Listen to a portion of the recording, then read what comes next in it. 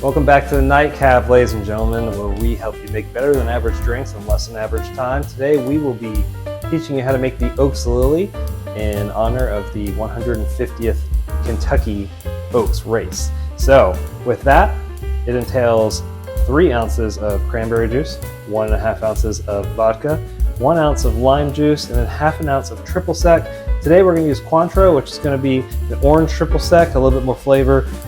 It's just going to be a nice little touch with the drink. So we're going to build all this in a shaker. We already have the ice in there, so let's get on. We'll go ahead with the 3 ounces of the cranberry juice. And then we'll go with half an ounce of the Cointreau. Now we will do the lime juice, so 1 ounce already freshly squeezed in there. And then finally, 1.5 ounces of vodka. Today we'll be using Kettle One for our Oaks Lily. There we go, down the hatch we are. We're gonna go ahead and give this a nice little shake with the ice in there.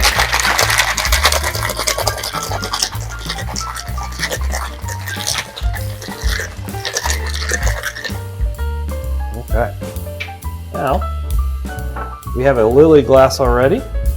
We're going to strain it on top of crushed ice. We got a beautiful pink drink, and we're going to top that off with a nice lime garnish. She's a view, Clark.